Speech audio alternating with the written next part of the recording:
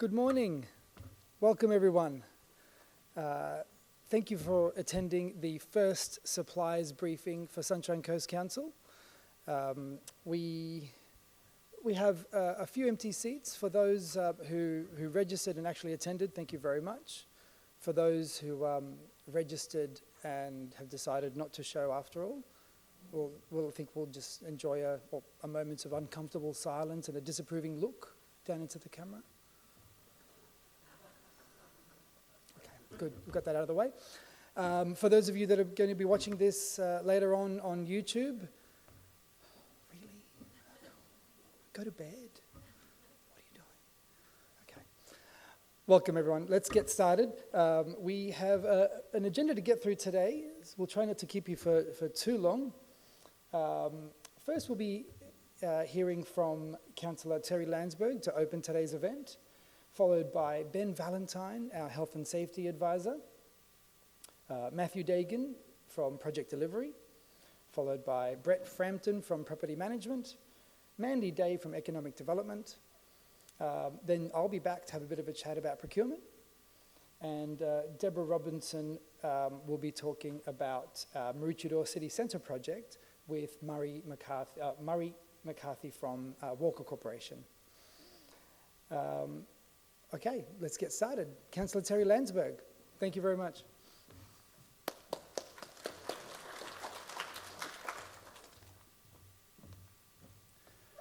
Thank you, Dimitri, and for that acknowledgement to suppliers briefing, and obviously touching on the empty chairs. I suppose they won't be invited back next year. Okay. I'd like to first of all acknowledge our traditional owners, and firstly it would like to acknowledge the owners of the Sunshine Coast local area, and that is the Cubby Cubby peoples of the coastal plains and northern hinterland, and the Jinnabara peoples of the southern hinterland. And I also pay my respects to their elders past and present, and all First Nations peoples. Good morning and welcome to Council Supplier Briefing. My name's Terry Landsberg, and in addition to being the representative for Division 2, I also share the economic development portfolio with my colleague Jason O'Prey. Our continued focus as a council is on ensuring our region continues to be in the best possible position to be able to grow, employ and prosper. Events like this supplier briefing are a great opportunity for us to educate local businesses on what council programs and projects are underway and help you identify procurement opportunities that you can connect to. Our council recognises that every dollar that stays in our economy has a multiplier effect. So last year, council voted unanimously to revise council's procurement policy to more strongly favour locally based suppliers, increasing their local assessment criteria weighting from 15 to 20%, and in order to boost local jobs and help re-energise our economy. To date, we can report that Council has spent over $138 million with local suppliers for the 2020-21 financial year, which represents approximately 67.15% of Council's total procurement spend. Whilst we all know that many businesses have struggled throughout COVID, and we emphasise with them, we are also proud that the Sunshine Coast is emerging as one of the success stories of the Queensland economy. The latest CCIQ Pulse survey, which measures business confidence, indicated an improvement for businesses on the Sunshine Coast, and optimism is performing considerably better than the statewide average. Of course, attracting investment to our region is also extremely important, and to this end, Council has also introduced a Sunshine Coast Incentive Assistance Program to support the private sector with shovel-ready and job-creating projects. More than 20 plus private projects have been identified that will have a total economic impact of $1.33 billion and deliver over 4,000 jobs if those projects proceed. Many of you will have also heard of the Maroochydore City Centre's redevelopment is set for acceleration under a new development agreement with one of Australia's leading private property groups. The landmark agreement between Sunshine Coast Council, the Sun Central Maroochydore Proprietary Limited, and the Walker Corporation will see Walker Corporation invest an additional $2.5 billion into our region, And I'd also like to acknowledge Project Director here, Murray McCarthy here from Walker Corporation. The CBD development will deliver approximately 160,000 square metres of commercial and retail space and over 4,000 residential apartments over the next 15 to 20 years, and we will also hear more about that later from the Walker Corporation. This level of investment indicates significant confidence in our region, and it's this activity that will continue to drive the economic resurgence that we seek following the impacts of COVID-19. So the future for the Sunshine Coast is looking bright, and indeed it will be difficult to overstate the importance of all your businesses and that of the construction industry to our region. So thank you for your contribution and congratulations on your achievements to date, because you are the people that are creating and investing your own money, taking risks, creating opportunities and employment for our sector. So I'm proud to say that Council is working with you, and we will continue to do so to get the best possible results for our region. So thank you all, and enjoy your supplies briefing.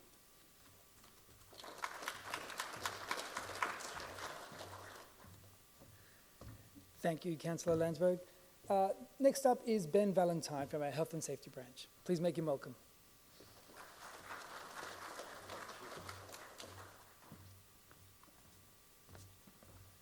Morning, everybody. I've got the exciting part to talk about workplace health and safety.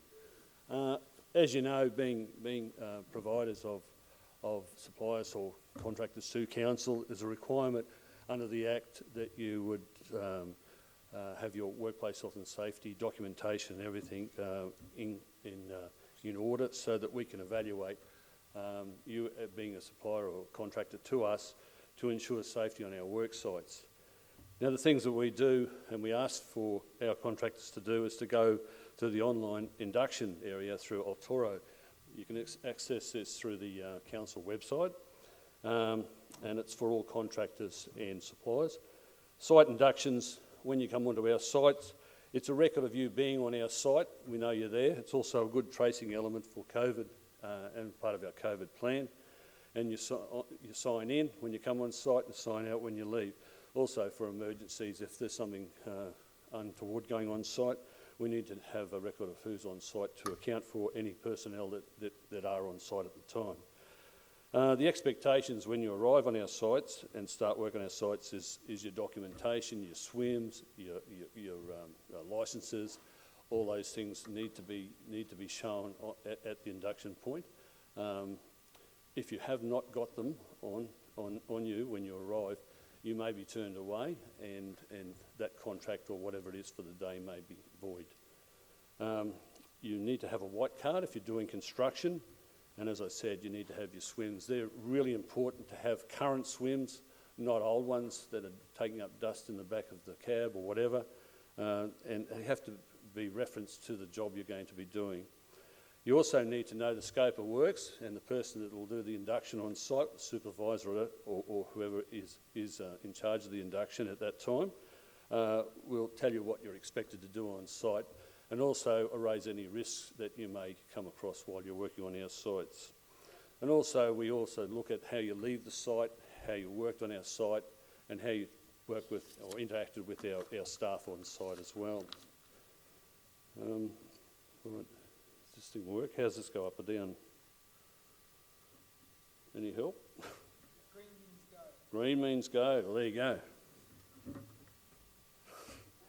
Okay. The face of workplace health and safety in council is changing all the time. We're on this journey that we're trying to take people with us through. In particular, we used to be reactive, very reactive in our investigations and in what we were doing. We're moving towards proactive, and hopefully we'll get to generative. But just for other people, when you're on your workplace health and safety scale, what level do you think you're at? Are you calculative or just pathological right at the start? It's a long journey, but when you get it right, you know your staff are going to go home the same way they front up in the morning. That's healthy and to their families. And that's critical in our business, looking after our staff. So currently what we do as safety advisors and managers throughout the organisation, We do spot check auditing of the contractors and suppliers. Also, we asked our managers to have a look at them too, see what they think. Our supervisors need to ensure that the staff that they've got on site and the contractors they have on site are acceptable and work well with their teams. Non-compliance may be dealt with by asking the contractor to leave, and we very rarely do that because we know that all our contractors do the right thing. Is that right? Yes. Okay. Incident reporting. We've got an online incident reporting system which is called Scintillate, and we can use remote devices out in the field automatically entering that whatever's happened on site, which will automatically shoot to the executive to say that there's a major incident that occurred on site, and then we'll have a number of people come out to the site to do some investigation, and if it's reportable to the division, we'll get straight onto that as well to get an inspector out depending on the level of severity of the incident that occurred. We also look at the quality of equipment and how you maintain that and how you look after it, because we've got this belief that if you look the part, you are the part and you do the job. The quality of the service also is important. We need to look at your books, your service books, to show that it's been serviced on a regular basis, and it's pivotal with re-engaging you on site as well. We've had, over the past few years that I'm aware of, we've had a few dodgy pieces of equipment where tailgates have fallen off and stuff like that, and the piece of equipment should have been inspected a lot better than what it was. We also will invite you to be part of the an incident investigation if it gets to that level, and we want you to be part of that, and we'll take you through the journey with us on that, through an ICAM or whatever's required on site, depending on, again, the severity of it. And I don't like to see any accidents or incidents on site, so it's not a good look for us or for the supplier or contractor. So how is Sunshine Council working with suppliers and contractors during the COVID issues? We've been through a struggle this year. We all know it's been tough on a lot of people, but working with us and ensuring that you're doing the right thing. And you've all been fantastic, and we hope that partnership continues moving forward as we slowly come out of the COVID issue at some time. If you attend a Sunshine Coast Council site or building, there are protocols in place that you may be asked to adhere to, and that's the risk assessment. Sign on to a risk assessment if you're working as part of a team, or if you do your own risk assessment prior to you doing your job. The expectation is that you would do your own risk assessment and that you identify any hazards that you might see to do the job. Ensure you adhere to personal hygiene. Obviously, we did it on the way in here, and that's throughout the whole of council. Bring your own food, water, coffee, whatever. Ensure that you basically keep your distance from other people and the 1.5 as required. And follow the direction of your Sunshine Coast Council host that's on the site, and they'll direct you on what's required. Please sign in using the appropriate register. Now, in the past, people have just been coming on site and doing the job without signing in. We have registers in our depots. If you come and do work in our depot, there'll be a sign as you come in the front gates where to sign on, and we ask that you sign out again when you leave. But please make sure you sign on so we've got a record of you on site. Nothing worse than if we're having an emergency on site, we don't know who's on site, so please follow those protocols. And we request that the deliveries are managed in a pretty specific way to minimise contact with our stores people. But other than that, the expectation is that you'll work with us and we'll work with you, and hopefully we'll have a good partnership. Thanks very much.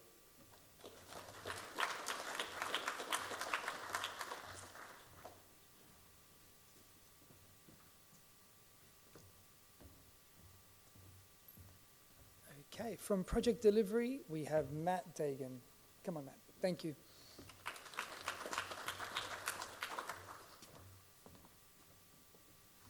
Morning, everybody, and thank you very much for your attendance here this morning. As Dimitri said, my name's Matt Dagan. I'm from the Project Delivery branch in Council, one of several coordinators. And I guess for those people that are doing business with Council, or those people that are wanting to do business with Council, we can seem like a really big behemoth of an organisation. And I guess sessions like today really hopefully break that down, so those people that are already doing business with council and those that would like to can understand a bit more about what the organisation is and the different parts of council that deliver wonderful outcomes for our community. So Project Delivery is a branch that is got carriage over the development of council's capital works program annually. We also have responsibility for the delivery of a sizable portion of that capital works program, which is creating new or upgrading or replacing community infrastructure. And I'll go through in a bit more detail about the types of infrastructure I'm talking about. We have a team of professional project managers, inspectors and support staff, and they do business with contractors and suppliers every day of the week. So it's a really important branch for that community outcome infrastructure delivery part of what council does in the organisation.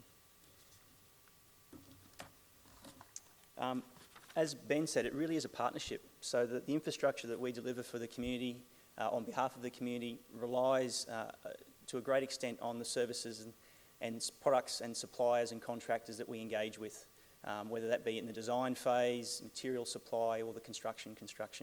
And you play a really important part in that, and it is definitely a partnership approach that Project Delivery endeavours to undertake with all of our contractors and suppliers. We're very grateful that you choose to make that investment with us, because it is a very important part of what this community receives from its council. There is a substantial program that we are delivering at the moment, and with the capital works program that council is investing in, along with stimulus funding from both state and federal governments, that program is likely to stay sizable for the foreseeable future. And with that brings its challenges. It's certainly potentially a larger program than what we've been doing in previous years, and I'll go in a little bit more detail about that later on. We are currently developing next year's capital works program, so we are able to talk about, I guess, the projects that are going to be rolled out over the rest of this financial year, and touch on some of the jobs that might be coming up in the new financial year, albeit that capital works program has to be adopted by council in the coming months. So I'm an engineer. I love a good dashboard. I think it's a really good way of trying to see trends and patterns. And what that, I guess, is endeavouring to show is a couple of things, if I get to the right slide, that is. So we have, I guess, a variety of programs within council that make up the infrastructure that the community has. So transportation is a very sizable program, as is parks and gardens, but we also have buildings and facilities, waste landfill sites. So a whole range of different programs that make up the investment that is made in infrastructure in the region. And I guess what that highlights is that there's a range of opportunities depending on your disciplines, your products, your services that align with those different categories. So whether it's turf in a park, or whether it's asphalt on a road, whether it's a seawall, whether it's amenities upgrade to a corporate building, there's a whole range of different infrastructure investments that the organisation makes, and we need quality partners in the support with the suppliers and contractors that we engage with. There is, I guess, also a trend there that you can hopefully see that program seems to be getting larger. If you look at the graph on the top right-hand side, you can see that upward trend, and that is that, I guess, increased investment that's being made not just by council in the last 6 months, but also with some of the COVID stimulus funding that's flowing through from state and federal governments, and that translates to actual more construction works on the ground. I guess the other part, so while that was trying to show, I guess, the diversity of the infrastructure and the different types of projects that might be on the horizon, this highlights, I guess, the size and shape of those projects. So purchase orders is a mechanism by which we engage with contractually with suppliers and contractors. The graph on the left is trying to indicate the number of purchase orders that we have across the organisation relevant to that value, and it really does show that the bulk of the number of purchase orders we have are in that less than $250,000 category. So that shows that there's a real volume of work being done in what we would class as lower value contracts. The graph on the right, though, shows that when we do engage in those larger value contracts, they are a significant value. So greater than $1 million contracts, the total value of that is a very substantial value. But this is a reflection that we are not just engaging with large companies, we are not just engaging with small companies. There are opportunities right across the spectrum depending on what your business shape and size is. And it may be that your involvement is as a principal contractor, where you've got a team of people underneath you and subcontractors and subconsultants, or it may be that you're contributing to that larger umbrella and supplying products to a principal contractor or as a subcontractor. But plenty of opportunities right across the spectrum there for different shapes and sizes. More specifically, I guess we wanted to go through some of the upcoming opportunities that will be out to market or already out to market. So the three teams within project delivery are, the three delivery teams within project delivery are the civil team, the recreation team and the urban team. So the civil team's head up by Ben McGovern, who presented at the last Suppliers Forum. And the civil team really is responsible for some of that transport project delivery, along with pathways, along with bridges, along with stormwater. So the roads, asphalt, all of those sorts of things come under the civil team's delivery. And some opportunities that are presenting themselves in the coming months. The Caloundra Transport Corridor upgrade is a sizable investment as a new road link in the Caloundra precinct. It's kicking off with the design phase in the very near future, but that pipeline then leads into some very substantial construction in the coming financial years. So it's a major road investment, road network investment, and there's also potential for it to be partnered up with state and federal government as well. As you can see though, there's some bridge replacements there at Maroochydore. There's a footbridge, which is a pedestrian cycle bridge opportunity at the Sunshine Coast Motorway. At Buderim, there's some pathway works coming out, one of those federal government stimulus funded projects that makes up a larger capital works program at the moment. Some bridge work at North Arm. You've also got a pedestrian bridge at Yamundi. So one of those investments that Council's certainly making with its partner state government funding support is in that pedestrian cycle infrastructure around the region. There's a road upgrade at Yandina Creek there. You've also got Pacific Paradise road reconstructions and intersection upgrades at Caloundra. So a wide range of quotes and tenders that'll be coming out or already out and leading into those pipeline of works for the coming quarter and into the new financial year as well. The other team from Project Delivery, the recreation team, which is head up by Pete Osborne, who's sitting over at the table over there and would love a chat with anybody afterwards. The recreation team is really around the sports grounds, the park, the open spaces, holiday parks. That's where most of their concentrated services are. And they've got a wide range of projects kicking off in the next quarter. Some of them are design and construct, some of them are just construct, but you've got holiday park works there with an amenities upgrade. You've got new amenities at another holiday park, substantial electrical works at our new sports precinct there at Caloundra Road, along with the actual sports fields themselves. And the Sunshine Coast Tennis Centre has also got some lighting upgrades as well that'll be out to market in the coming quarter. So again, between holiday parks, sports fields, existing sports facilities, there's some opportunities, and the recreation team do a great job with their contractors in delivering that space. The last delivery team is my team, which is the urban team. We've got a wide range of assets that we focus on, ranging from the waste landfill precincts that we have throughout the region. We also do a lot of the buildings and facilities works, whether they be corporate, whether they be community buildings, aquatic facilities, a range of things that we do working with our project managers. And coming up in the next quarter, the Nambour landfill precinct is a massive investment that Council's making over the next several years as the core landfill precinct for this region for the coming decades. And it has got a wide variety of design opportunities coming up very soon, but then also will be leading into construction opportunities in the new financial year and beyond. It's a substantial investment in a very big precinct, so expect to see lots of opportunities around the Nambour Waste Precinct in the coming months and years. But we're also likewise doing upgrades to existing facilities, like at the Caloundra Depot, a replacement of an air conditioning system there and a HVAC system. A wide variety of building demolitions that I guess precursor some of our road widening and road upgrades that occur. So there are opportunities that will be going out for quote very soon, and along with a variety of buildings and facility upgrades and minor works that'll be kicking off in the coming months. To help people understand the sort of services that Council has in-house and the things that we look to the external market to supply and support us in, we do have surveying teams internally, but we do also rely on external surveyors. From a geotechnical point of view, we have no internal geotechnical capacity, so that's all outsourced to external providers. Internally, there is a sizable civil and landscape design teams. They have got a range of engineers and landscape architects, but they do also rely on external services as well. So we have a mixture in our design areas on those key disciplines. Environmental surveys and audits is something that we rely on the external market for. Structural design, electrical, traffic signals, all external services that we don't have any in-house skills at the moment.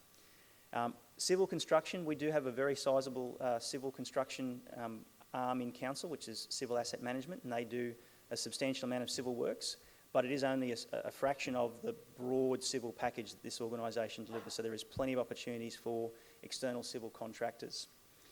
Landscape construction externally, likewise our lighting and traffic signals.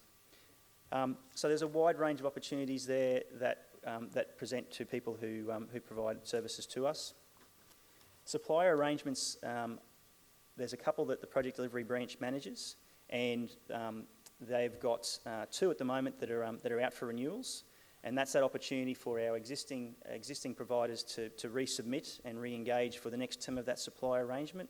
But it's also an opportunity for new parties to show us what experience, capabilities and offering they have to us, so that they can join that panel of providers and be on that panel for the next couple of years in delivering those services. And the 2 that are actually up and out for tender at the moment relate to the landscape, open spaces, boardwalks and jetty constructions, but also the civil construction of parks, open spaces, sports fields, access roads and car parks. The third one that Project Delivery manages for the organisation is playground and exercise equipment. That's in place until October 22, and there is an opportunity for us to extend that at that point in time. So winning work with council, as I said, it really is a partnership approach. We generally try and build relationships with our contractors and suppliers. We have contracts. The contracts are a really important part of engaging with 2 parties, but we do try and have that relationship contractual approach.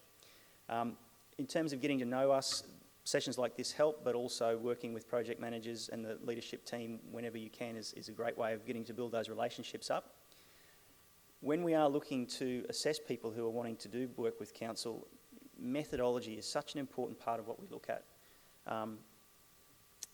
We're wanting to understand that you fully appreciate the scope of works, that you've understood the risks, that you have mapped out how you're going to deliver that infrastructure. And that includes, risk management, it includes stakeholder management, minimising the impact on the surrounding users. As Ben said, what is your safety processes? So that methodology is a really, really important part of demonstrating to us that you know the job and that you can do the job because you've thought about it, and it's something that you can definitely smash out of the park. The other drivers we're looking for, safety is such an important part of what we do business. There's a specification that the branch has pulled together that goes out in virtually every engagement we have that relates to construction. It's nothing new, it's not rocket science, it's not above and beyond any real measures, but it is a very important document for all of our suppliers and contractors to understand, because it sets out the requirements as to what we expect when you're doing work for council. At the end of the day, the outcome is what everybody wants. Everybody goes home the same way they came to work. They get to see their family and friends in the same way that they started the week at the end of the week. But little things continually aren't quite being hit, and we're constantly on that improvement journey with everybody to, as Ben said, that journey to get to as the best outcome we can from a safety point of view. We're also wanting to make sure that the community gets best value for money, that the quality outcomes are there, and that continuity, that when we say we're going to do something, we can actually do it and achieve it. Local business, this is such an important part, and I'm sure the economic development area will highlight this, as had the opening address from Councillor Landsberg. We understand that the importance of local suppliers and contractors. We look to engage with local and with as much local content as we possibly can at all times. We do like that positive approach. That relationship contracting is how we like to do business, because at the end of the day, we're all trying to achieve good outcomes for our businesses and for our community. And long-term versus short-term, council is here for the long haul. We're not going to disappear. We have got a 10-year capital works program that is continually being renewed, so year 11 becomes year 10 and it all just keeps moving forward. So we've got a long-term investment that we're making into the region and looking for those providers that want to do so likewise. I'd just like to wrap up by thanking you for taking the time to invest in coming along here today, or for watching it through the online system that's available. and look forward to having any one-on-one chats after the presentations are over. Thank you very much.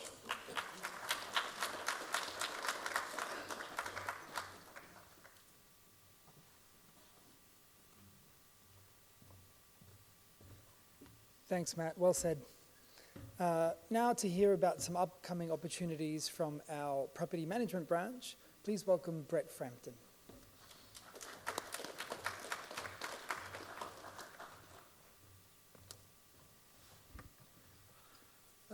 About us. So property management branch effectively take receipt of what is delivered in the capital works program with respect to buildings and facility assets. So if you build it, you need to maintain it. And that's exactly what the property management branch do. And we'll talk to you about a few opportunities that are coming up this year with regards to maintenance service contracts that are due for renewal in aiding and assisting the branch in maintaining those assets. So the property management branch provides a comprehensive suite of land and real property management services. We manage the workspaces where we house our employees and deliver all of our direct services. We provide a full suite of asset and maintenance management services to all of Council's owned buildings and operated building infrastructure. The branch is the operational manager for over 170,000 square metres of floor area in just over 1,900 buildings in a vast array of different structures and purposes.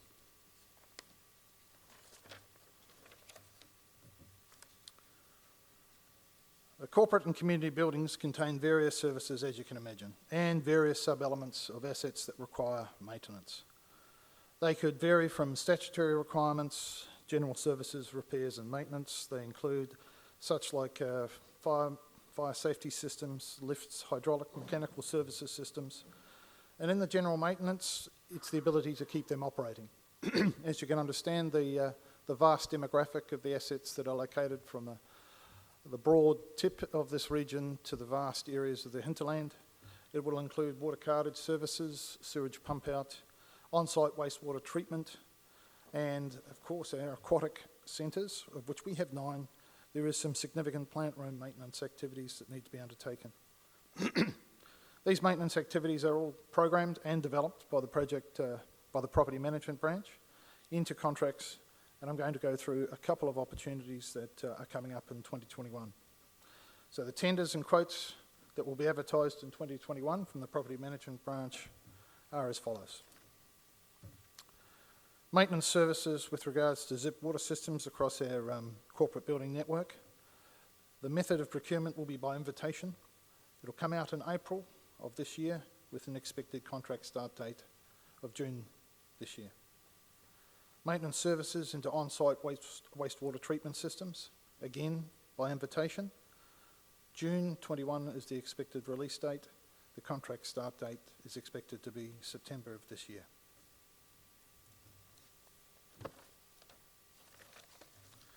Our aquatic centre plant room maintenance is a significant public tender. It will be released in July 21 with an expected start date in November 21. It does have 3 portions to this contract, and any supplier can tender for one or all or any combination of those portions. So portion A is the hydraulics and filtration across the 9 aquatic centres that make up the region. Portion B is mechanical services associated with those centres, and portion C is the chemical dosing systems at each of those 9 aquatic centres. Next one is the maintenance and cleaning services of our saltwater recreational facilities, which is a very long title for actually Kings Beach Saltwater Pool and JR Ford Park Wading Pond. But this will also be a public tender, is significant in size. As you can understand, being an iconic precinct, we service and maintain this facility for the millions of visitors that are drawn to that precinct every year and provide a wonderful facility. So the release date is in July of this year with an expected start date of November of this year. Again, 3 portions. Portion A being the Kings Beach Ocean Pool, mechanical services. Portion B being the ocean pool and fountains cleaning services. And portion C being dedicated to the JR Ford Park Pond at Pelican Waters, which is inclusive of maintenance as well as cleaning that pond.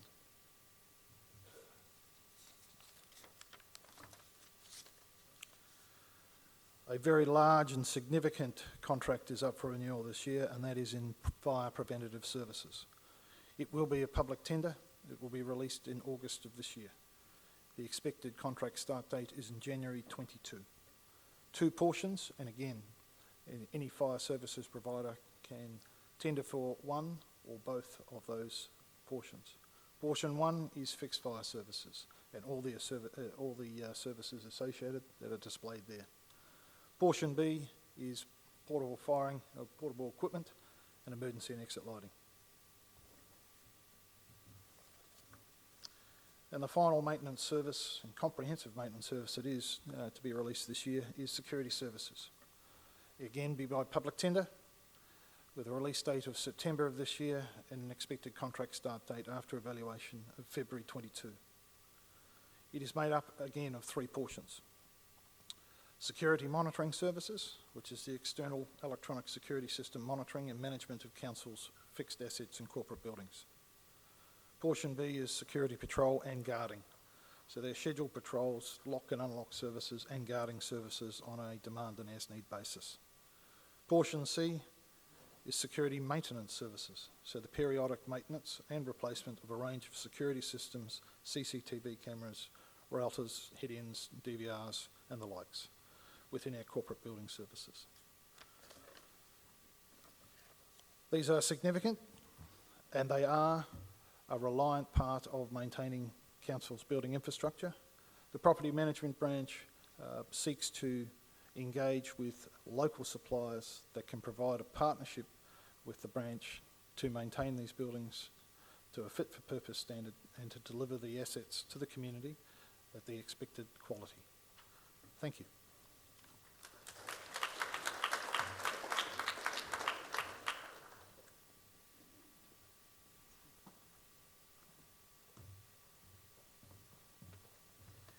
Thanks, Brett. Okay, it's time to hear from Mandy Day from our Economic Development branch. Please make her welcome.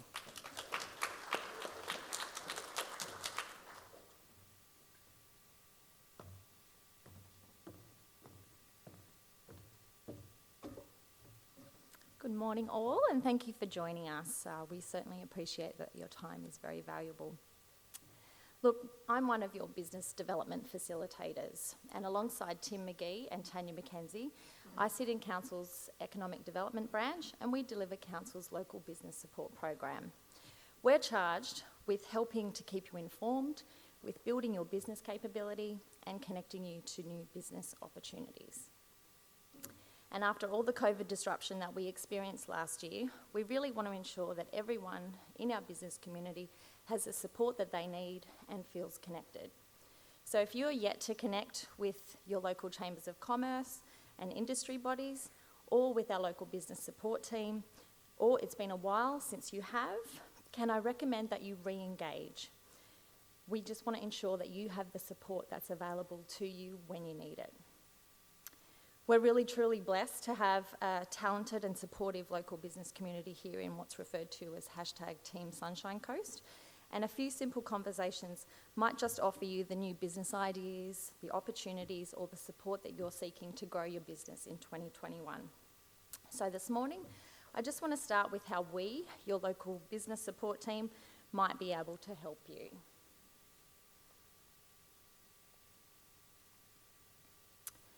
So firstly, we extend free one-on-one tailored support meetings. So please contact us. Contact us if you're feeling challenged, or if you're seeking new growth opportunities, or you're just curious to learn more about what's happening in the business ecosystem around you. You can come meet us at our office, or we can even come to you. And once we have a greater understanding of your business and your growth aspirations, then we can use this to provide you with a more tailored list of business development opportunities. Our service is designed around providing connection to opportunity that will really help you to work smarter, not harder. And this might include, but it's certainly not limited to, connecting you to programs, to people that you're needing to connect with or wanting to connect with, and to procurement opportunities, both internal and external to council. It might be connecting you to education and capacity building programs. We can connect you to support networks and business events like those extended by Chambers of Commerce and industry groups. And we have access to a range of free and low-cost business tools and resources that might save you time and money. Plus, we're also really good to have on speed dial if you ever experience construction disruption, extreme weather event disruption, or pandemic disruption to your business. And if you're interested in how you can build more business resilience to cope with pandemic disruption, Council has plenty of resources we can share with you to help you be prepared. We just hosted an amazing business resilience and growth workshop, and if you're interested in learning more about how you can become more resilient and financially savvy, then please shoot me an email and potentially we can run another workshop. And just in case you didn't even think to look to Council for support during lockdown, we provided some really up-to-date information to keep you informed via our COVID support for business pages, which can be found in the business section of Council's website. And to give you a bit of an idea of the level of support that Sunshine Coast Council provides our business community, I'm just going to run you through a few of our programs that you might like to connect to. So firstly, it's our professional advice support program, and this was introduced as part of Council's tranche 2 COVID support, and this program was designed to support business critically impacted by COVID. So this offers businesses 1 hour of free legal, HR, accountancy or insolvency support when they need it. So if you or a business that you know has been critically impacted and is in support of one of these services, then please contact us. Another amazing program, which has been an incredible resource to business during this challenging time, is our Be Well and Prosper program. I'm not sure that anyone who owns a business is immune to stress, and in 2019, armed with the vision of having the healthiest business-minded community in Australia, our team partnered with Mindstar to develop the Be Well and Prosper program. So our portal offers all Sunshine Coast business owners with less than 20 employees free access to wellbeing support.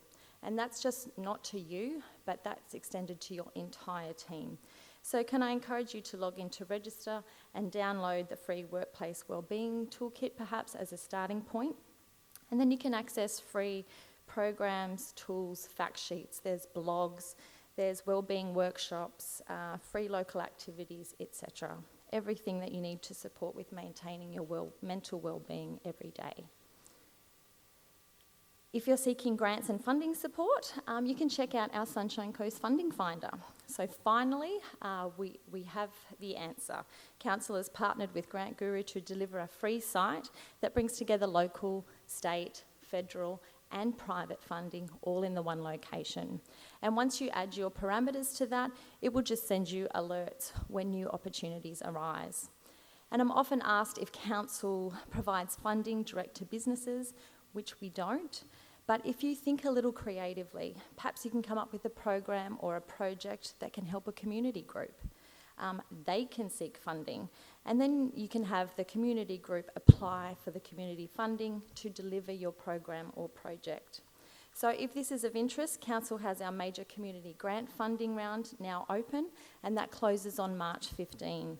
And usually when you request funding for projects that are greater than $7,500, you need to allocate co-funding.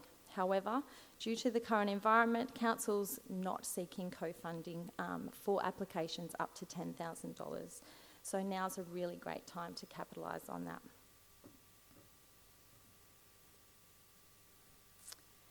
And this is Tanya's baby, but I love our local Business Champions program. So for any of you out there that are looking to gain some brand awareness, or you'd like to shine a light on a business that's delivering great products or services or doing something really innovative, then our council and the Sunshine Coast Chamber Alliance have joined with Hot 91 to deliver a really fun 4-week on-air and online campaign designed to showcase all of our amazing Sunshine Coast businesses.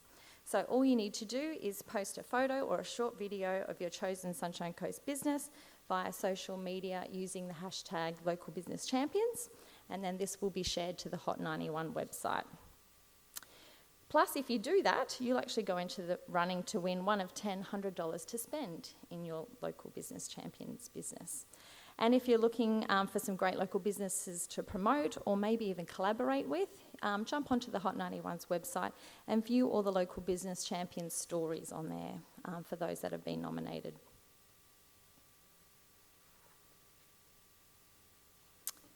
So next is our Aspire program. So by a quick show of hands, does anyone in the room produce unwanted waste that others might be able to reuse? So that might be cardboard, chemicals, textiles, furniture, old phones, those items that you feel a little guilty discarding. So Council has now invested in the Aspire platform. So now you have access to a business-to-business platform where you can trade, exchange or sell unwanted waste, not only locally, but the opportunities on this platform will now extend statewide as new councils and businesses will come on board. So this was developed by CSIRO and Data 61, so it's a really intuitive system. And while there are certainly circular economy benefits, there are also economic benefits that flow, like reducing waste disposal costs or creating new, cheaper supply chains, and it could even offer you additional revenue streams. So I urge you to visit aspiresme.com for details and to register your business.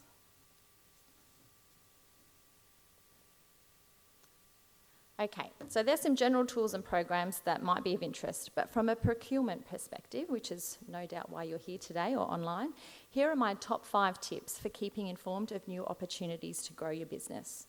Number 1, subscribe to Council's tender alerts if you haven't already. This gives you a bit of a competitive advantage because it allows you to receive advance notice for when our tenders are released to the public. So we also share our workshop programs there, such as our business management systems workshops.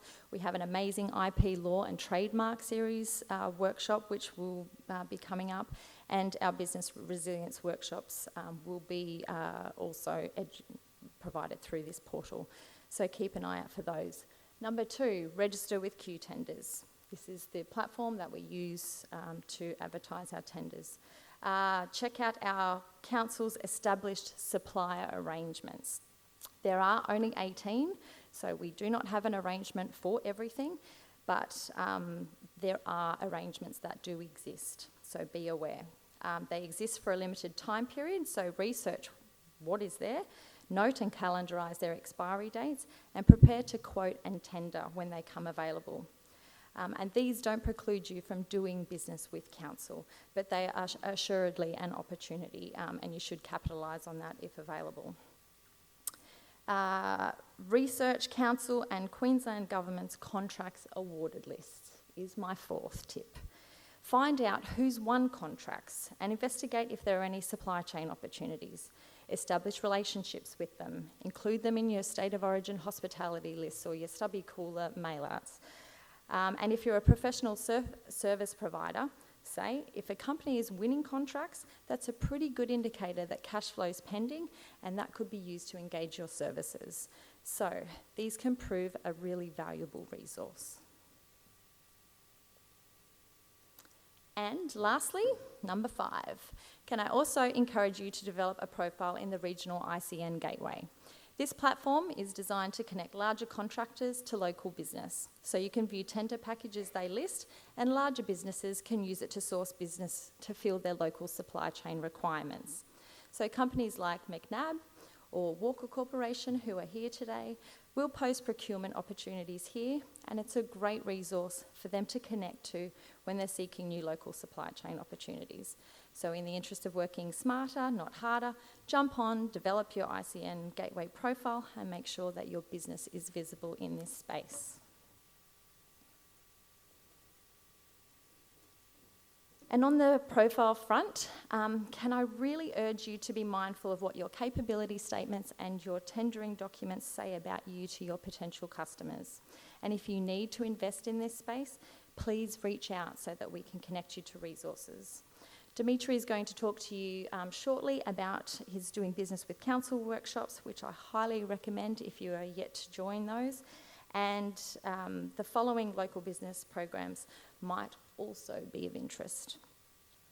On March 30, we look to deliver a new business management systems workshop, and this is designed for all of you who would like to scale up but may have been procrastinating on formalising all your quality, safety and environmental management systems documentation. And this is what you need to successfully tender for larger projects. So I book the room and catering, provide you with an amazing mentor. They'll guide you through the documents that you require and how to complete them. So keep your eye out for Council's tender alert service for more details. The state government also has some great workshop opportunities that support developing capability statements and improving your tendering capabilities. So you can connect to them via their Growing Queensland Facebook page or via Business Queensland's website. If you're seeking support with increasing your overall business capabilities, and you could do with some support developing a more focused 2021 business plan, or if you need to do some more scenario planning potentially to support you in a COVID disrupted world, there are some amazing local low-cost opportunities available to you. If you're looking for some long-term mentoring support, the Sunshine Coast Chamber Alliance have a great 2-year business mentoring program where you're assigned 2 mentors, and further details are available on their website. Or if you're looking to develop your business acumen or your business plans quickly, then the TAFE Build a Better Business Workshop and Mentoring Program, which is a TAFE Council collaboration, is fantastic. You can undertake that in 4 to 6 weeks if you opt for the in-person workshops, or in 12 weeks if you take it online. And that includes just a 1-hour quick Zoom session per week.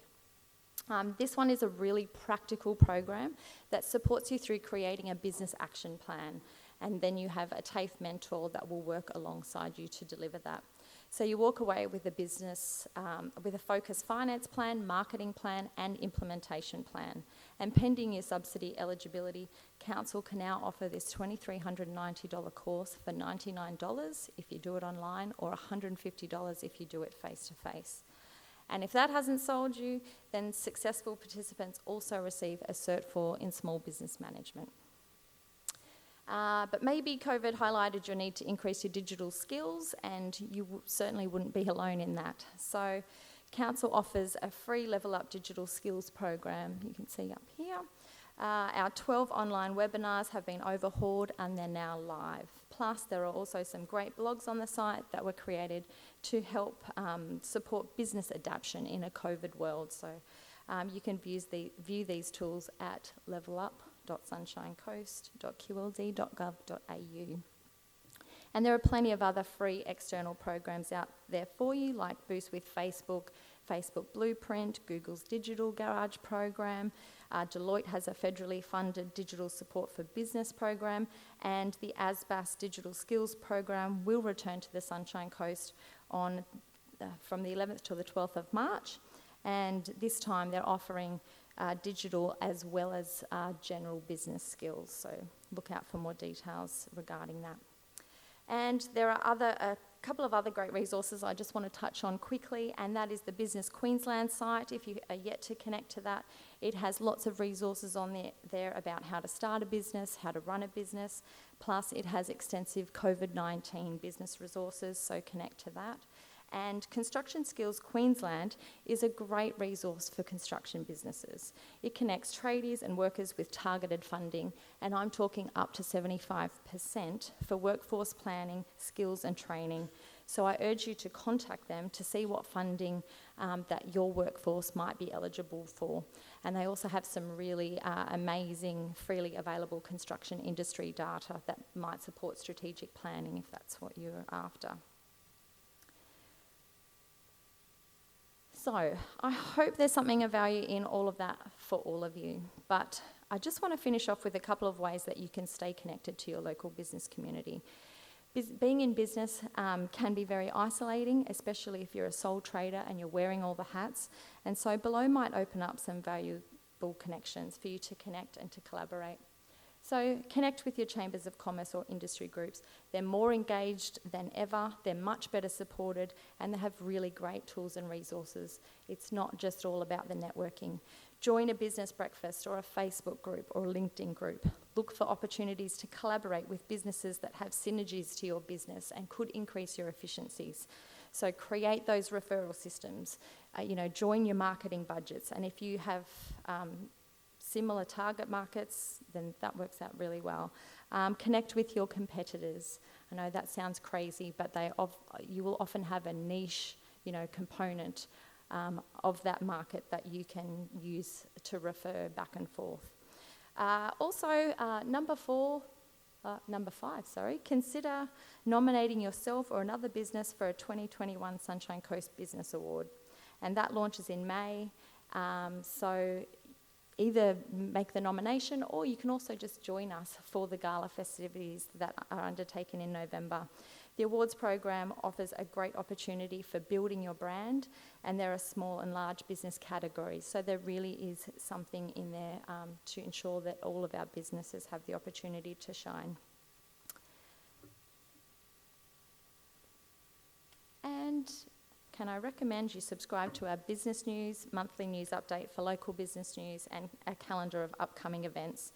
Be constantly on the lookout for opportunities to grow your business. And last but not least, connect with Tanya, Tim and myself and the rest of the economic development team.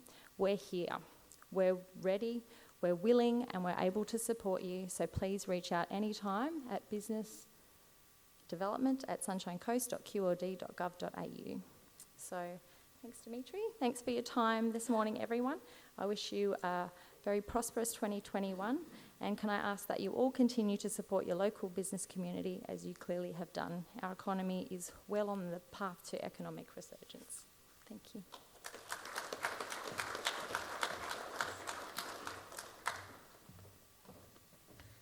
Thanks, Mandy.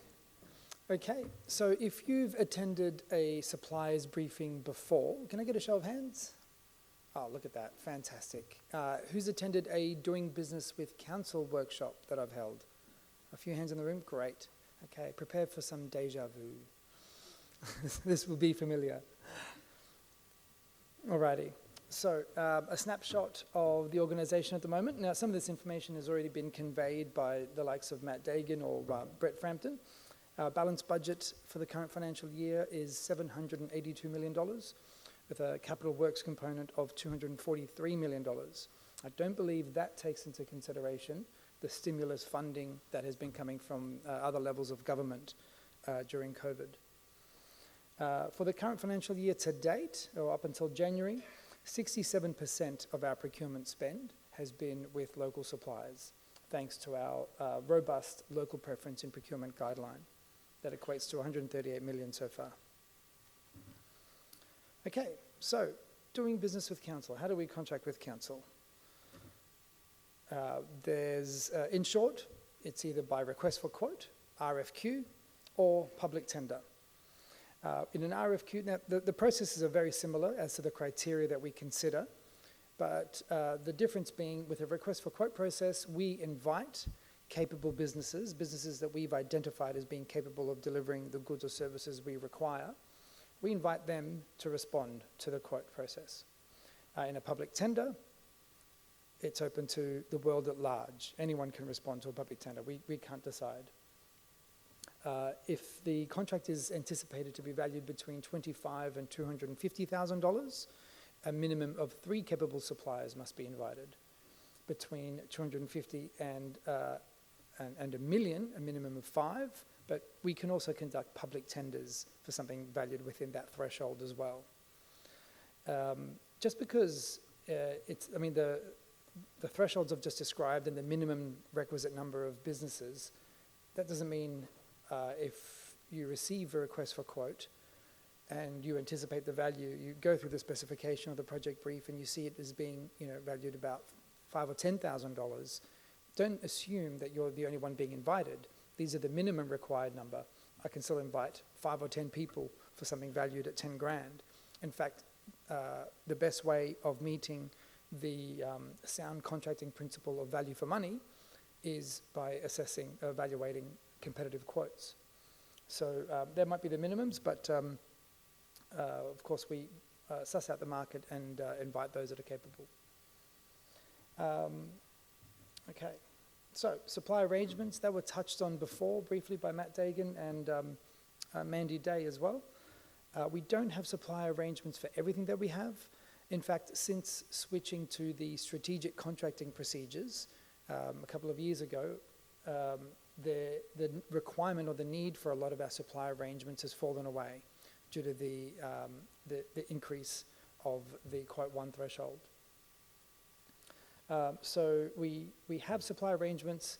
Just because you're not on a supplier arrangement, if you haven't been pre-qualified on one, that doesn't mean you can't do business with council. We often do seek quotes outside of the arrangements, even if we have an arrangement for those goods or services. It's not uncommon for us to still go to the market at large to test it and determine whether it's time for us to refresh the arrangement or replace it or let it go. Okay, our evaluation criteria: price, capability and experience, methodology, contribution to local economy, and that's not just economy, it's economy, employment and community as well. And then social benefit and First Nations procurement share the one criteria as well. We have guidelines that sit under the policy documents that we've created around our procurement processes. They include our local preference and procurement guideline, First Nations, Aboriginal and Torres Strait Islander procurement guideline, social benefit procurement guideline, and our innovation and market-led engagements guideline. These are all publicly available, and I implore you, if you're putting a bid together for a tender or RFQ, before responding to that criteria, have a look at these guidelines and to get a greater understanding of what it is that we're expecting of you and how they work. The local preference and procurement guideline, the weighting against that, it's used to be on most of the time at 15. Sometimes we would deviate, but it's very rare that we deviate. That's been increased to 20%, which is a hefty weighting. That doesn't mean that, don't assume I'm a local, I get 20%, you're not a local, you get 0. A non-local can still contribute to our local economy, employment and community. So there are still marks available to them. I won't go into the particulars of the guideline right now, but I implore you to jump online and have a look. Okay, probity, something that's very important. We operate in a probity environment. It's imperative that our processes are robust, our decision-making processes are defensible. So take comfort in that the opportunities for us, even if there was someone nefarious wishing to do the wrong thing within the organisation, there are processes in place to prevent that from happening. And it's on that note, it's not just up to us either. It's up to you. You're involved in the process. You're a party to it. So if there's a conflict of interests that you think you may have, or something that could be perceived as a conflict of interest, let's face it, perception is as bad as having done the wrong thing these days. So if you do think that there might be a perceived conflict of interest, please, by all means, at the time of bidding, raise that. Let us be the deciders to review that potential conflict and make decisions as to how we'll mitigate it. Okay, opportunities, the good stuff. So Matt Dagan's gone through some of the upcoming capital works tenders. Brett Frampton's given us a lowdown of some of the opportunities coming up from facilities management, and there's more. So the things that are currently out to tender in the first column on the left, a lot of these are closing soon. If you haven't already heard about them, then please jump on if there's something that is up your alley.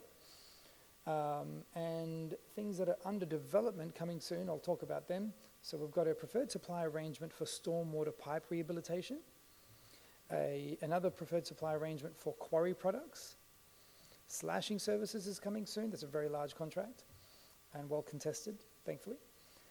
Aerial application of mosquito control products and turf maintenance services. So this is just a snapshot of what's in the pipeline. Now, other opportunities, if you haven't already subscribed, I'm guessing that if you're in this room, you have subscribed to our tender alert service. If you haven't, then by all means, please do so. If you've attempted to put a bid in with council via a tender process as opposed to an RFQ, then you would have already subscribed to Q tenders. By subscribing to them both, you'll get alerts from us and from the Department of Housing and Public Works. They're not the only ones who use it. We use it, and many other government agencies do as well. So recommended that you subscribe, because they're the ones who hold the tender box for our tenders. Mandy has already spoken about the ICN Business Gateway, the Black Business Finder. So that is that's a website that assists us in determining responses against our First Nations procurement guidelines. So if you've responded to that criteria, either you are a First Nations business or you're purporting to include a First Nations business within your supply chain for that contract that you're bidding on, that's a valuable resource for us to determine whether those businesses have been registered. And local buy. Who's heard of local buy? Great. Okay. Often confused with, people refer to our local preference and procurement guideline as the local buy guideline. That drives me insane, because it's a defined term. Local buy is a wholly owned entity by the Local Government Association of Queensland. They create arrangements for the use of other government agencies. We use them from time to time. It's not our first port of call, but if you haven't already had a look at what kind of arrangements are available via local buy, please have a look. And doing business with council workshops. There aren't any scheduled at the moment. We're in the process of scheduling some. So if you haven't attended one, please jump online and register your interest for the upcoming workshops. Of course, you'll hear about them via our Sunshine Coast Tender Alert service as well. There's an online workshop, which is a condensed version of the face-to-face workshop that I run. I think, obviously, there's more involved in the face-to-face one. We go through an invitation to tender and a tender response form. So if you can't attend the face-to-face, the online one's there. It's a little outdated, and the good Andrew at the back of the room there is going to help me fix that up soon. Alrighty. Wonderful. Thank you very much for listening. Next up, we have Deborah Robinson, Director of Major Projects and Strategic Property, and she'll be introducing Murray McCarthy of Walker Corporation. Thanks, everyone.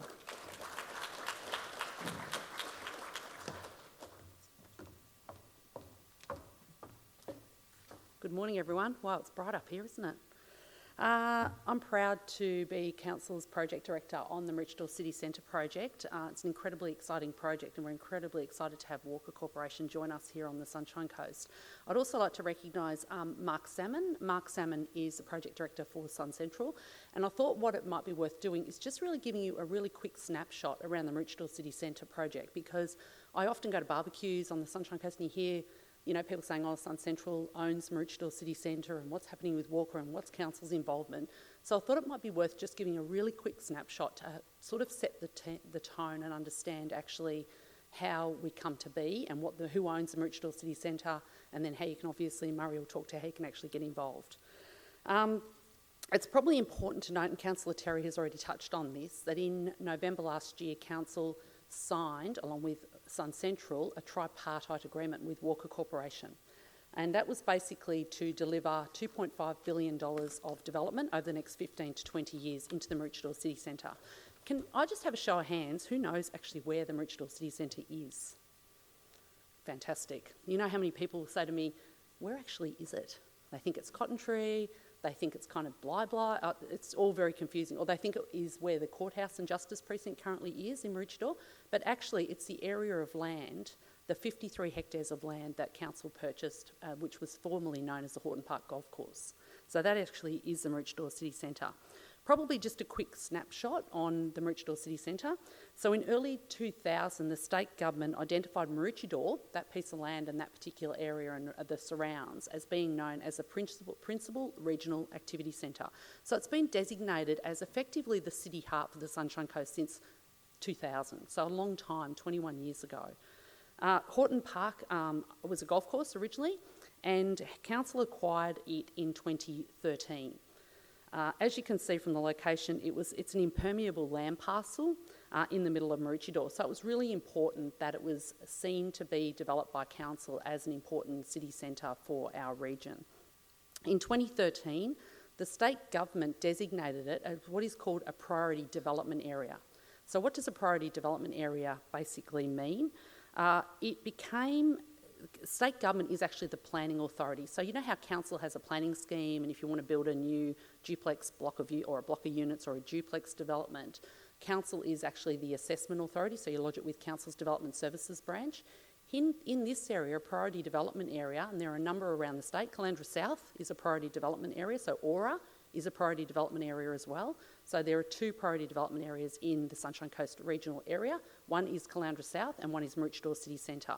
And what that means is that the state government is actually the assessment authority. So if you're lodging an application for a DA, either in Maroochydore City Centre or in Stockland's Aura, the state government is the assessment authority for those particular projects, not council, and that's the primary difference between what happens in priority development areas and what happens outside of them. So that's just a little bit of information that's important.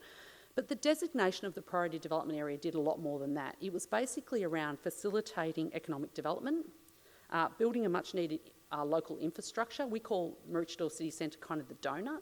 You know, it didn't really connect. It was kind of disparate between trying to get through. So a really big part of this project was actually making those streets and connecting through from effectively Maud Street to Plaza Parade and from Aerodrome Road back up into Maud Street. And as the development progresses, you'll be able to connect from Aerodrome Road right through to Dalton Drive. So where the current Spotlight development is being undertaken or where Officeworks is. So eventually that will connect all the way through to that section, to that area. It was also about creating an expanded and preeminent central business district on the Sunshine Coast. So they were the main key drivers. So why Sun Central? So what did council do in that regard? So council said very much, look, we think this has got to happen for the region. We need to create a CBD. 2 companies failed, actually, prior to council acquiring the site in 2013. So it was subject to private market failure that council went in and set up what is called Sun Central Maroochydore Proprietary Limited, headed up by John Naggs and supported strongly by Mark Salmon, who's joining us here today. So Sun Central is a controlled entity of council. Council wholly owns Sun Central, the company. And the reason council set that up was to be an independent body or an independent company to manage the works that occur within that CBD area. It's very hard for council to be the landowner and have a landowner hat on in one instance and be developing the land in another. So it set up a commercial entity or a private entity being Sun Central Maroochydore. And a lot of people refer to the Maroochydore City Centre as the Sun Central project. So you might hear those terms. So Sun Central, as I said, was established by council around 2015, and what headed up by John and Mark, and what they've done is developed all the infrastructure in the northern part of the site. So council very much realised that because of market failure, it really had to invest quite heavily in the Maroochydore City Centre if it wanted to see a CBD identified back in 2000 on the Sunshine Coast. So council effectively, through Sun Central, constructed all the infrastructure. So all the infrastructure you see in terms of the civil infrastructure, so roads, all the civil infrastructure under the ground, the automated waste collection system, so all of those key components of infrastructure have actually been provided through council's entity, being Sun Central, to contractors on the ground. So you'll see Shadforth have been contracted, Hall's contracting, so very much using a lot of our local suppliers in that space as well. It's really important that council also saw our mayor very keen to obviously grow the council and grow the region very successfully. So obviously council has also involved itself in a number of other projects for our region. And I'll just briefly touch on those. So the airport, Sunshine Coast Airport, you'll probably be aware there's a new runway now constructed that can take international flights. So there's the new construction of the runway, the second runway on the airport, and also what is known as the submarine cable or the broadband network cable, which there's a cable landing station sitting on Maud Street, and that's intended to connect us internationally. For those that don't know, landside, internet from overseas, so every time you're on your internet, that effectively comes through Sydney and routes into Queensland. We don't have a terrestrial connection into Queensland, and that is the very first connection which comes in at the beach at Maroochydore. It connects us through to Guam and then onto Japan and into the United States. So that connection is very clearly a really fast internet connection for us. So it's pretty exciting and a very important piece of facility and infrastructure for this council. So that's also what the international broadband cable does. Just in regards to Walker Corporation, so in 2019, Council really felt that it was time to ask Sun Central to go out to the market, both nationally and internationally, to seek an expression of interest for a partner to come on board and partner with both Sun Central and Council to deliver the remainder of the project.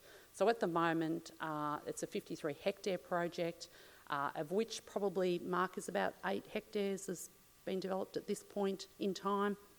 So in 2019, Sun Central went out and sought an expression of interest. They went nationally and internationally for that expression of interest, and very successfully in November 2019, on the 18th of November, Council signed, as I said, a tripartite agreement with Walker Corporation to come in and deliver the rest of our city centre. We've got a vision from Council's perspective about what that city centre should look like, and that was embedded into the agreement with Walker, into that tripartite agreement. We're delighted to have Walker as part of a new group that are coming to the coast. They're not new to Queensland, but certainly new to the Sunshine Coast. So what does it mean? Council will continue to own that land, and Walker will develop effectively the infrastructure in the ground and then the built form on top of the land. So the buildings coming out of the ground will effectively be developed by Walker. So it will also develop roads, parks and other infrastructure for the community of the Sunshine Coast. It'll give the community around over $300 million of infrastructure once completed, around $318 million infrastructure to our community on the Sunshine Coast, and as we've already said, about $2.5 billion of investment into our Maroochydore City Centre.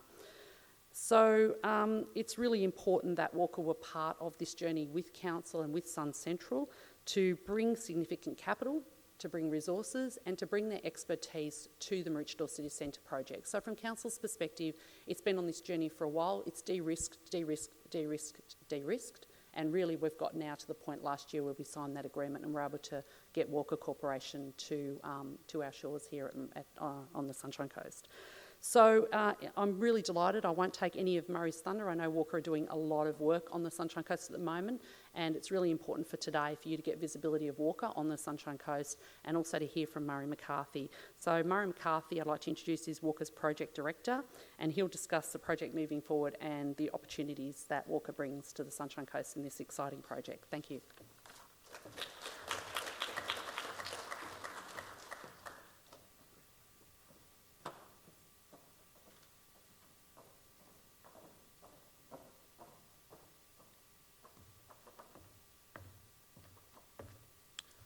All right, thank you, Deborah, and thank you, Councillor Landsberg, for your kind words at the beginning. So it's actually great to be here, and it's actually great to be back in Queensland. I've been in Sydney for the last 6.5 years, so being a Brisbane boy, local boy, it's nice to come back. Grandparents lived on the Sunshine Coast, so I always holidayed on the Sunshine Coast, so it's a terrific opportunity. So some bold words here. The next horizon for work, life and leisure. That's a great sound grab, but that's exactly what Walker Corp is aiming to achieve here at the Maroochydore City Centre. It really is a once-in-a-generation opportunity. So there's lots of questions about who we are. Well, we are Australia's largest private diversified development company led by our Executive Chairman, Lane Walker. We've delivered over 1,000 projects over 60 years, and we are very much involved in all different asset classes, whether it's residential, commercial, industrial, resort living, mixed use, master plan communities, so the full gamut. We really do have a strong presence in Queensland. We sometimes stay a little bit under the radar, but we've got effectively a $10 billion pipeline, and we've got some projects at Robina, a large master plan community there. We've got a master plan community in Gladstone. We've got a PDA with the Toondah project with the Redlands City Council, and we've got a business park in Ipswich as well. So we consider ourselves placemakers. We're not just developers, and you can really see some of the forthcoming slides as to what I mean by that. And so we really do like a challenge, and we'll be able to demonstrate some before and after photos. So as Deborah alluded to before, 18th of November 2020, we entered into a development agreement with Sun Central and Sunshine Coast City Council, $2.5 billion investment over a 15-year period where we'll be providing the infrastructure and the built form on those on the land. And we're very much in an establishment phase. So I've been up here on the Sunshine Coast for the last 4 weeks, and we've got a temporary office. We're about to move into a permanent office in Foundation Place, probably around April, and resourcing up the project. It's all very much all systems go at the moment. So these are sort of quite powerful slides, I think. So if you look at the first one here, Roads, Waterside, Sydney, it's a before picture. And back in the 1900s, that was very much sort of the industrial heartland of Sydney. So a lot of the chemical and paint manufacturing was sort of undertaken there for 70 years. And the transformation was very much driven by the New South Wales state government to clean up the peninsula ahead of the Sydney Olympics. And there was a real vision to create an entirely new communities along the Homebush Bay waterfront. So let's have a look at what it is now. So that's what it is now. Between 2001 and 2010, the site got remediated, and it's been now transformed into a vibrant, new, mixed-use waterfront community. Collins Square. So Collins Square is another one. So we partnered up with the Victorian Government as a development partner in 2006. This was a project that was completed in 2018. The Melbourne CBD, the Western Quarter, has historically sort of suffered from sort of poor planning, sort of poor public perception, lack of amenities, community services.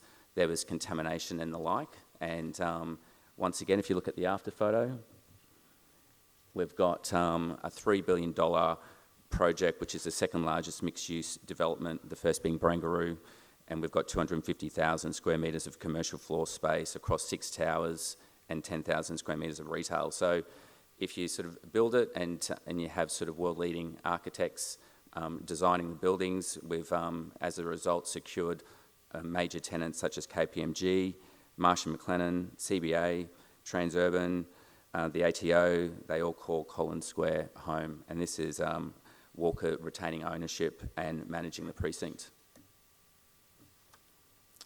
Another one here in Malaysia. This is like an 86-hectare dilapidated prawn farm that was owned by the Malaysian government. It's very close to Singapore, and there's obviously a large need for sort of accommodation and residential and the like. Because of the restrictions in Singapore, a lot of people actually travel to Malaysia. So this was a land reclamation exercise that commenced in 2008, and effectively we've developed 1,000 residential dwellings to date, but the plan is for 8,000 homes, an integrated marina, 20,000 square metres of retail with extensive waterfront parks, walkways, cycle tracks, and the like. And finally, Parramatta Square. So Parramatta Square is a joint venture between Walker Corp and Parramatta City Council as the landowner. There's about $8 billion being invested in this area to sort of trying to rival Sydney's CBD, quite literally. And once again, as you can see, we've got some pretty stunning buildings and the type of buildings that you would see in any major CBD in Australia and internationally. So at a value of $3 billion, Walker's delivering 4 commercial buildings and a 6,000 square metre square that integrates the precinct.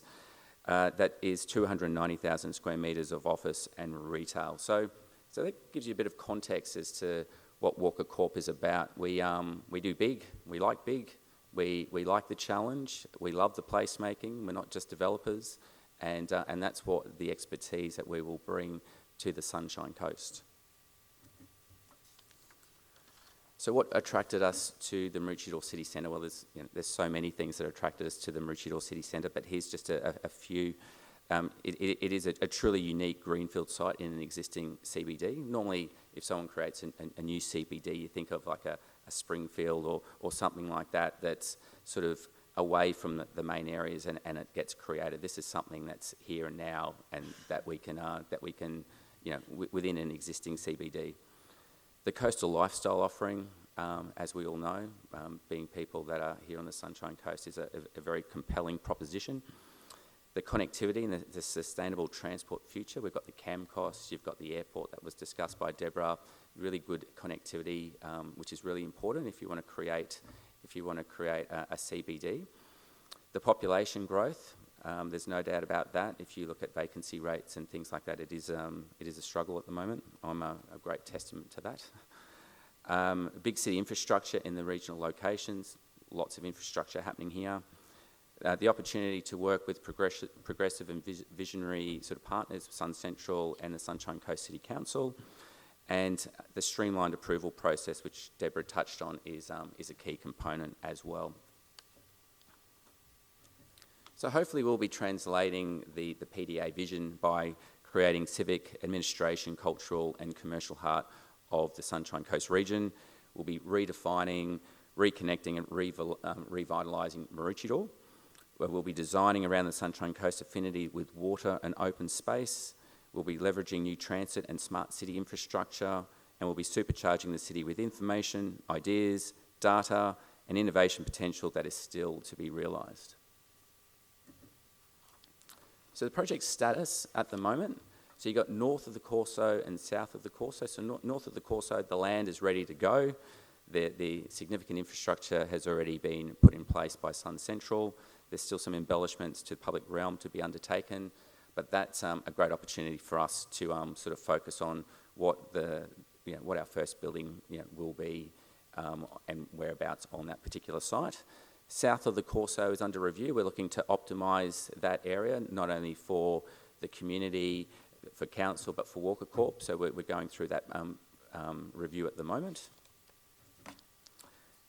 And I guess the short-term actions for us is finalising the investment attraction strategy. You can't just have these shiny buildings without anybody in them. And if we really are creating a CBD, we really do need to attract national sort of tenants, institutions, banks, government departments, a broad range of tenants to be able to sort of create these buildings. Concepts are underway for the first building north of the Corso. Car parking investigations are ongoing at the moment, and we're doing engineering studies south of the Corso as we speak. So plenty of work streams. We've hit the ground running, and we're really excited. So obviously this is a really important slide for you guys right here, given that it is a suppliers briefing. So we really do quite genuinely have a strong commitment to engaging with local suppliers. So it's really important to know that we're not the builder, but we'll make sure that contractually that we'll obligate our head contractor to ensure that local industries are provided with full, fair and reasonable opportunity for project work packages. A good example of that is there'll be weightings to be given to contractors with the Sunshine Coast office.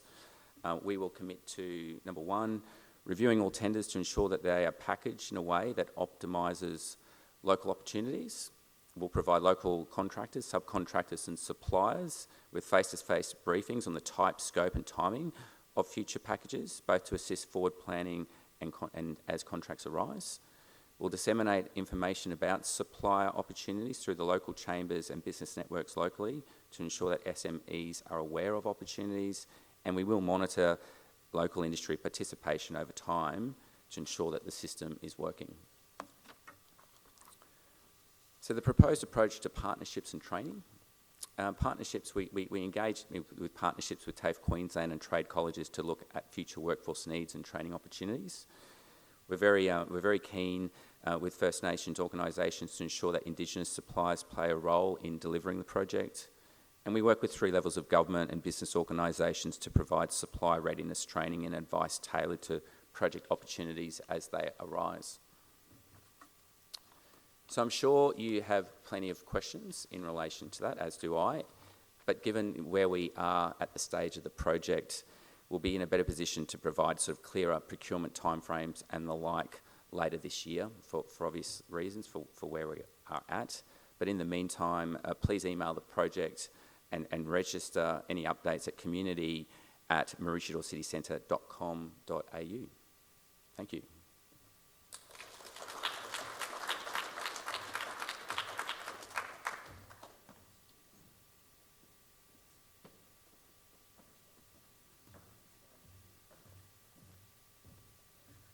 Thank you, Murray.